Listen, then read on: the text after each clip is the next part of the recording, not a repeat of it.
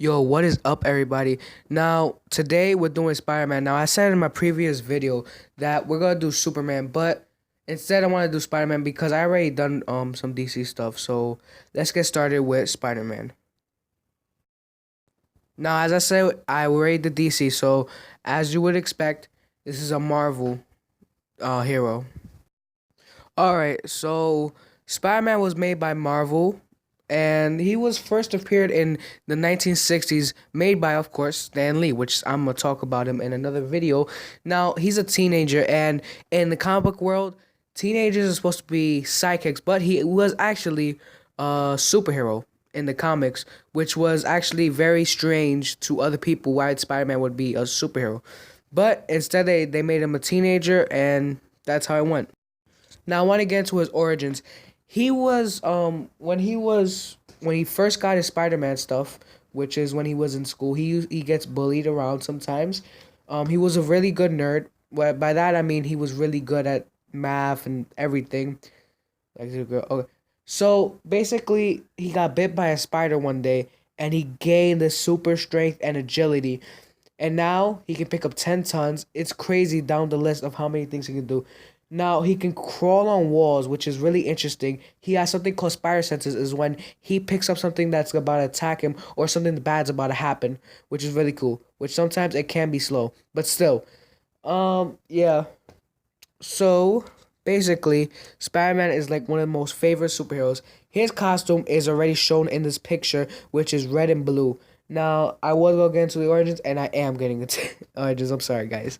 Um, so yes, Spider-Man has a gadget which is his web shooters. He made them so he can be like Spider-Man, which is web shooting through Manhattan. That's what he uses to web shoot. He swings around Manhattan, pause, and yep, that's what he does. Now, when he first got these powers, he didn't know how to use them. And of course, like every other superhero, had to learn how to use them. After he learned a little bit, stopping crime a little bit, he still didn't have a suit yet, which his suit is right up there. And he had he didn't know his dad or his mom. He had an Aunt May and an Uncle Ben. So one day he was walking, he was mad at Uncle Ben, and Uncle Ben came out to find him, and then he was shot, which is crazy. Now there's all different types of stories how this went. If you really want to go see it, go check out the comic book. I don't know which comic book it is. It might be the Origin of Spider-Man, something like that. I haven't seen it yet. I need to watch it. Now, read it.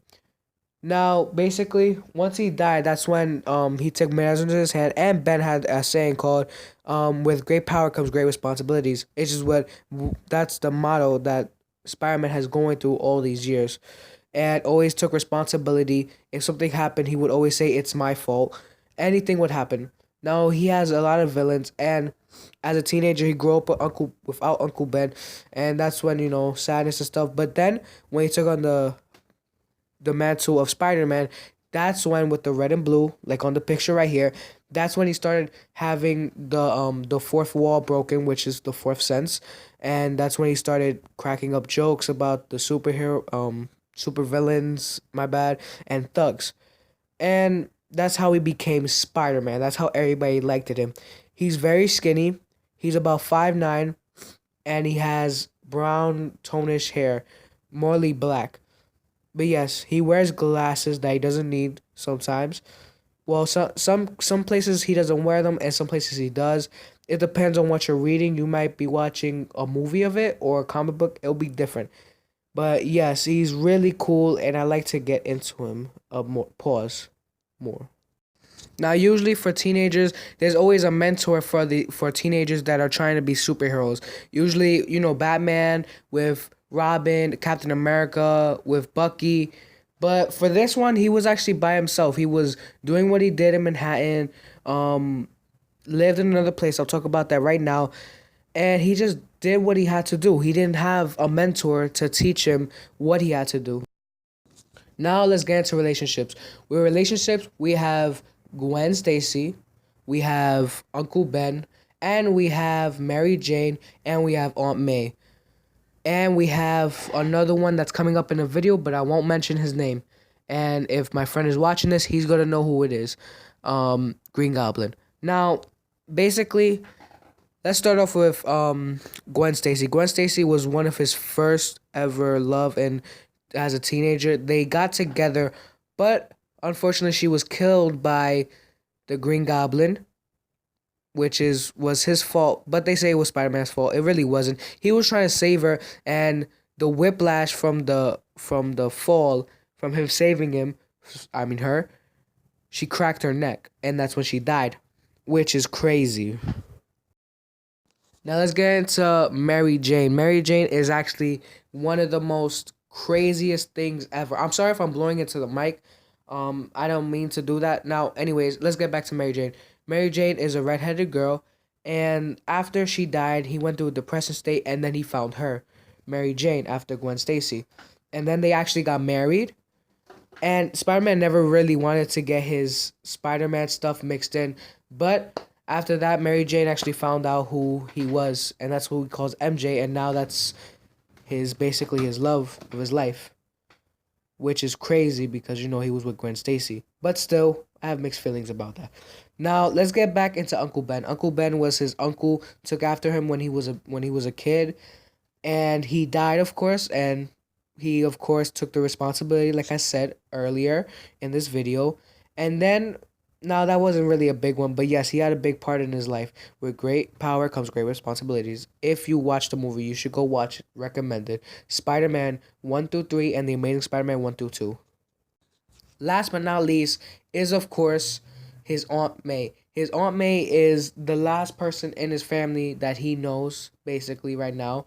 And she basically took care of him and is still taking care of him until he found his apartment in Manhattan, which I'll talk more about that right now. Yes, after he moved out, he was living in Queens, now he lives in Manhattan and got his own place, of course. Now, basically, she took care of him after and before Uncle Ben died. And that's when, Spider-Man was still, like, happy because she would always cheer him up. Now, ending on a good note, I would like to say that I hope my friend is watching this. Both of them actually, because I have two supposed to watch this video. Their names are Kevin and Gustavo. Most likely gonna be watching this video. Now, for everybody else, what did you think? Comment below. Comment below, and of course subscribe, or if you can, just put the views up. You know what I mean? um, Yep. Comment below if I didn't put something in. Don't make no nasty comments. I don't like that. But yeah, thank you for watching. This is Mao/DC Geek signing off. Thank you. And also, I almost forgot. I will be posting four videos every single month. So basically, this means I will be posting 2 videos, 2 weeks about DC, and 2 other videos about Marvel. Now, as you see, if you're watching this video, and if you have watched my past video, my first 2, I have deleted them because they weren't edited right, and I'm sorry for that. I'm gonna just put pictures, and I'm gonna record my voice, and I will put it on YouTube and my blog about, well, Marvel and DC. Now, I will do Image Comics if you guys want me to, if my friend wants me to, because he's the one who picks usually. I was gonna do Superman, of course, like I said, but I decided to do Spider-Man because too much DC is too much. Yeah, that's basically it. Bye bye.